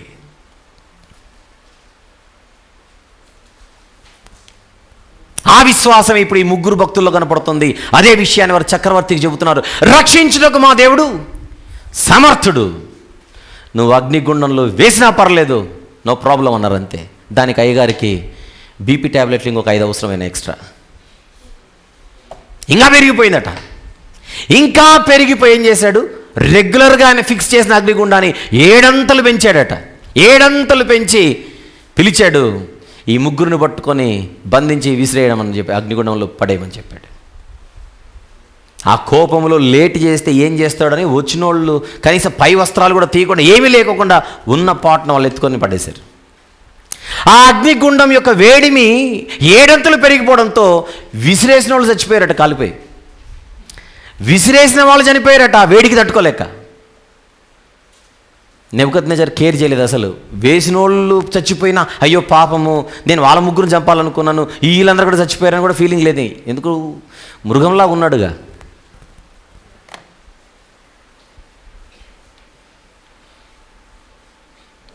అగ్నిగుండం ఎదుట సరిపోయినంత దూరంలో కూర్చున్నాడో లేకపోతే నిలబడ్డాడో మనకు తెలియదు, కానీ అక్కడ సందర్భం చూస్తుంటే దిగ్గున లేచి అన్నట్టే ఉంది. లేచి 24వ వచనంలో రాజు నెబుకద్నెజర్ ఆశ్చర్యపడి తీవ్రంగా లేచి అనంటే అంత కూర్చొని ఉన్నాడని అర్థం. కాలు మీద కాలు వేసుకొని ఆజ్ఞాపించాడు. ఈ ముగ్గురు పడగానే ఇంకా చచ్చిపోతారు, బూడిదైపోతారు, హమ్మయ్య కడుపు నిండిపోతుంది, మనసు చల్లారుతుంది, వెళ్ళిపోవచ్చు అని అనుకున్నాడు. కూల్ డ్రింక్ కూడా ఆర్డర్ ఇచ్చాడు చల్లబడ్డానికి. కానీ వేసిన కొద్దిసేపటికి అయ్యగారికి ముగ్గురు కాకుండా 4 కనపడుతున్నారు. ఆశ్చర్యపోయి ఎవరక్కడ అన్నాడు అంతే. చిత్తం ప్రభువా, చిత్తం రాజా. ఒరే మనం వేసింది 3 4 అని అడిగాడు. 3 రాజా, నా కళ్ళజోడు ఎక్కడ ఫస్ట్ ఇవ్వండి అన్నాడు సీరియస్గా, డౌట్ వచ్చి. మనం వేసినది 3 అయితే నాకు 4 కనబడుచున్నారు, 4వ వ్యక్తి దేవతా స్వరూపము కలిగి, దేవతల రూపము పోలి ఉన్నాడు. ఏమిటి మ్యాటర్ అర్థమైపోయింది, తెలివి వచ్చింది, చల్లబడ్డాడు. ఇప్పుడేమంటున్నాడో చూడండి, ఇప్పుడేమంటున్నాడు. అంతట నెబుకద్నెజరు వేడిమి కలిగి, 26వ వచనం, అంతట నెబుకద్నెజరు వేడిమి కలిగి మండుచున్న ఆ గుండము వాకిలి దగ్గరకు వచ్చి శద్రకు మేషగ అబేద్నెగోయను వారలారా. నెక్స్ట్ మాట, మహోన్నతులకు దేవుని సేవకులారా. అర్థమైపోయింది, వీళ్ళ దేవుడు సమర్థుడు. ఒకవేళ రక్షింపకపోయినా పర్లేదన్నారు, అది వాళ్ళకున్నటువంటి భక్తి. కానీ వారిలో ఒక విశ్వాసం ఉంది, మా దేవుడు అగ్ని నుంచి మమ్మను కాపాడతాడు. యెషయా గ్రంథంలోని ఒక వచనం వీరి జీవితంలో నెరవేరినట్టుగా మనకు అనిపిస్తుంది. ఒకసారి 43వ అధ్యాయము తీద్దాం. యెషయా గ్రంథంలో, యెషయా గ్రంథము 43వ అధ్యాయము 2వ వచనం ఒకసారి చూద్దాం. 43 2వ వచనం.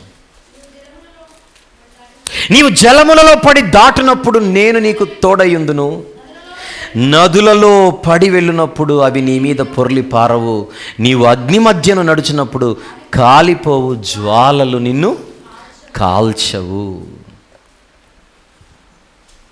వీళ్ళ గురించే హెబ్రీ పత్రిక 11లో 34వ వచనంలో ఏముందో చూద్దాం ఒకసారి. హెబ్రీలకు వ్రాసిన పత్రిక 11వ అధ్యాయం 34 ఎన్నిబడి విశ్వాస వీరుల జాబితాలో ఎందరో కనపడుతున్నారు, అందులో కొందరి గురించి ఏమని చెబుతున్నాడు చూడండి. హెబ్రీ పత్రిక 11వ అధ్యాయం 33 34 వచనములలో ఒక మాట ఉంటుంది, అగ్ని బలమును అనే మాట చాలు మనకు. అగ్ని బలమును వారు ఏం చేశారట? చల్లార్చిరి. ఎవరి గురించి ఉండొచ్చు ఇది? వీళ్ళ గురించే. విశ్వాసముతో అగ్ని బలమును చల్లార్చిన పరిస్థితి. ఈ అగ్ని బలము నుండి వీరిని రక్షించినది ఎవరు? అది ప్రశ్న. వాళ్ళన్నీనా వారు చాటించిన సమర్థుడైన దేవుని నుండి.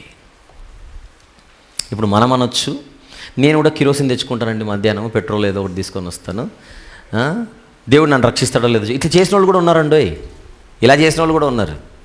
అంటే అగ్గి కాకపోయినా విషం తాగడము, పురుగుల మందు తాగడము, మా దేవుడు కాపాడతాడని, ఇవన్నీ ఫూలిష్ యాక్ట్స్. సమయం, సందర్భం ఇవన్నీ మన మనసులో పెట్టుకోవాలి.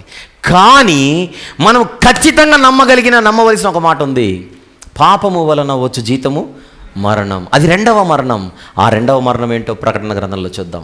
21వ అధ్యాయము దయచేసి 8వ వచనం చూద్దామా. ప్రకటన గ్రంథము 21వ అధ్యాయం 8వ వచనం. పిరికివారు, అవిశ్వాసులు, అసహ్యులు, నరహంతకులు, వ్యభిచారులు, మాంత్రికులు, విగ్రహారాధికులు, అబద్ధికులందరూ అగ్నిగంధకములతో మండుగుండంలో పాలు పొందుదురు. అది 2వ మరణం. ఇంకొక అగ్నిగుండం ఉంది, అది నెబుకద్నెజరు తయారు చేయించిన అగ్నిగుండం వంటిది కాదు, అది ఇంకా తీవ్రమైన భయంకరమైన అగ్నిగుండం. విషయం ఏంటంటే, ఈ లోకములో ఈ అగ్ని గురించి కాదు, కానీ నిత్యాగ్ని అనేది ఒకటి ఉంది.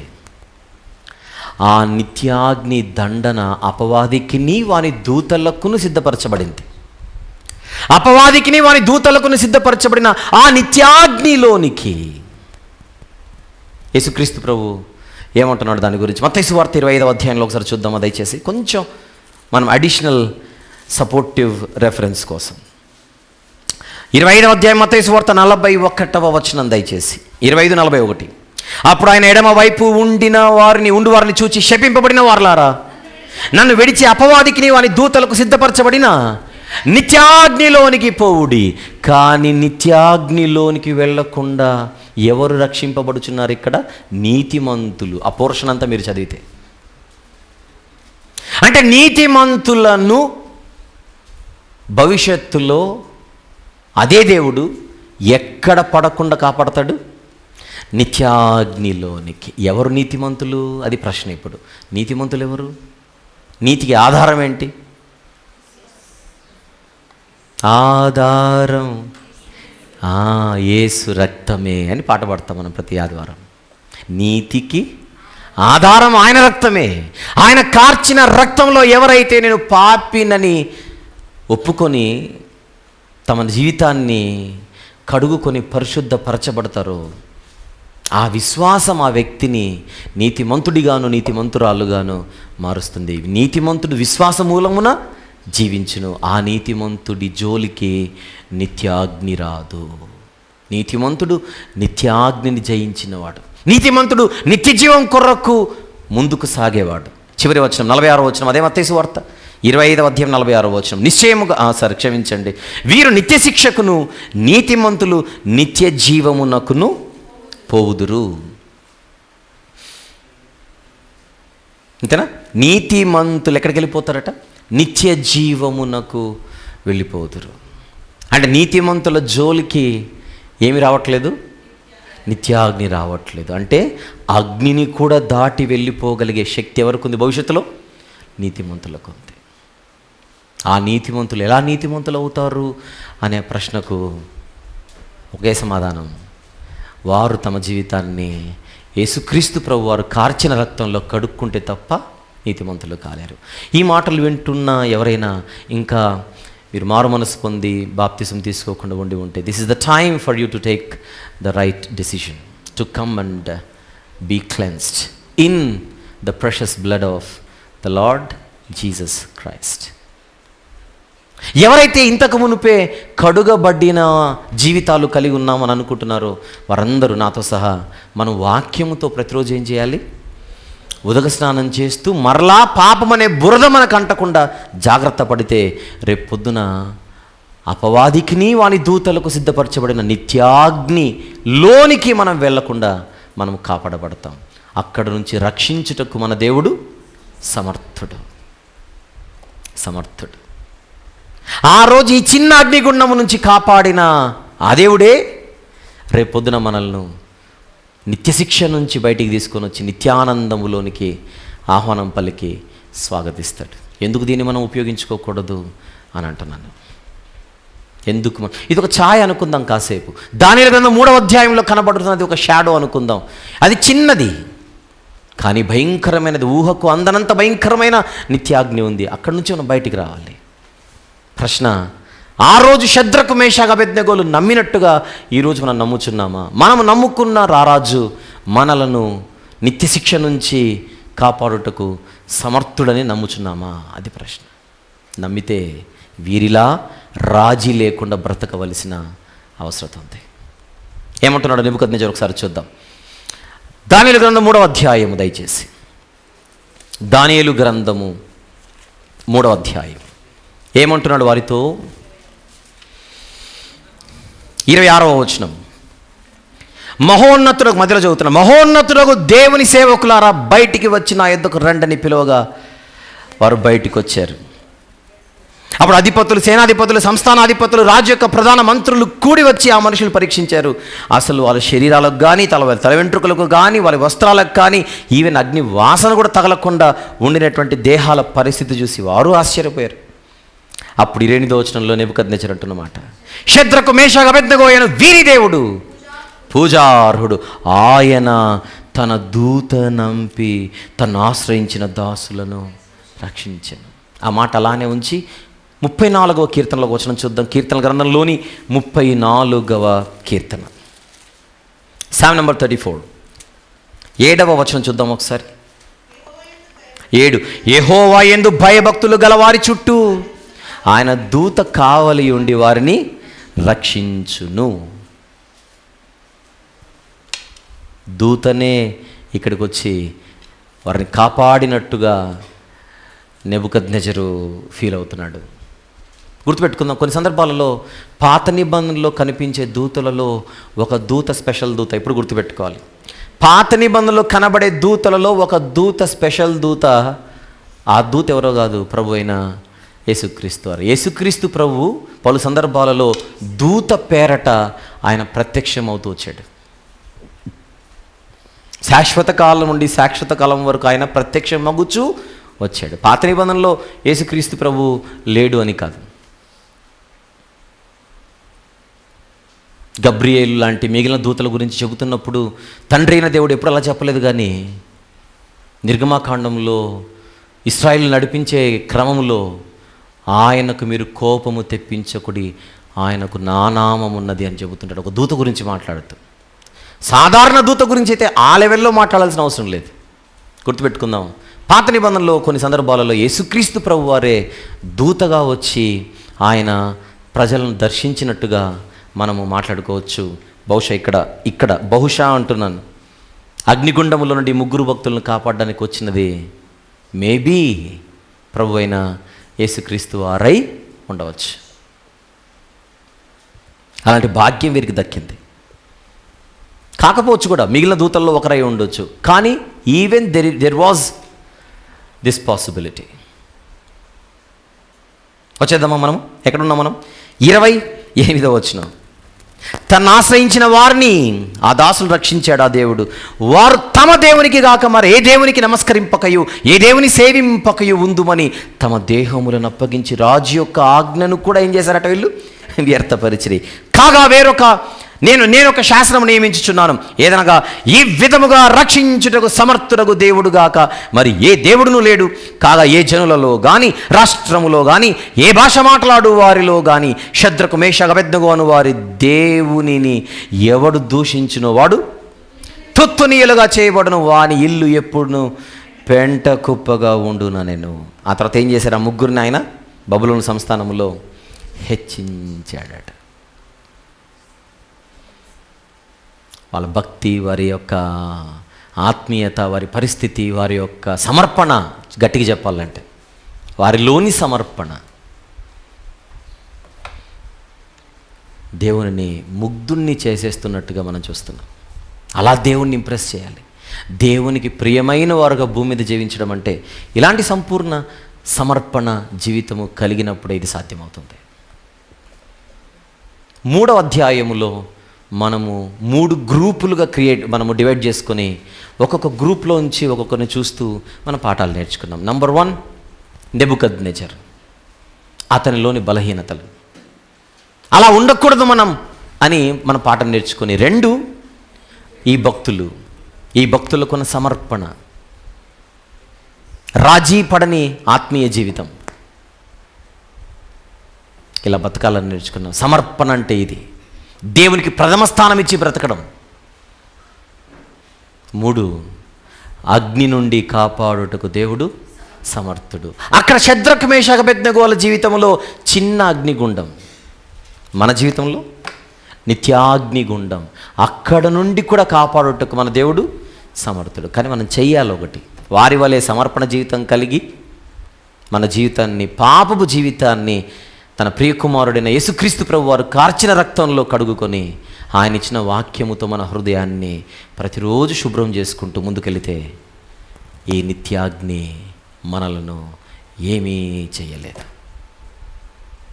అలాంటి ఒక అద్భుతమైనటువంటి షాడో మన జీవితాల కోసం ఈ అధ్యాయంలో కనబడుతుండగా, ఇందులో మనము నేర్చుకోగలిగిన పాఠాలు మనం నేర్చుకోకపోతే ఎలా, నేర్చుకొని పాటించకపోతే ఎలా ఆలోచించండి.